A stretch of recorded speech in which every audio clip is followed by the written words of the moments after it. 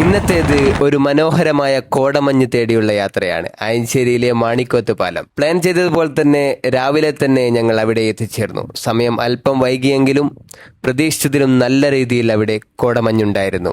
അവിടുത്തെ കോടമഞ്ഞിന്റെ ഭംഗിയും പച്ചവിരിച്ച വയലുകളുടെ കാഴ്ചകളും ആസ്വദിച്ചു. അതൊരു പ്രത്യേക അനുഭവം തന്നെയായിരുന്നു. രാവിലെ കൃത്യം 6 മണിക്ക് അവിടെ എത്തിച്ചേർന്നാൽ മികച്ച കാലാവസ്ഥയും മനോഹരമായ കാഴ്ചകളും പൂർണ്ണമായും ആസ്വദിക്കാൻ കഴിയും.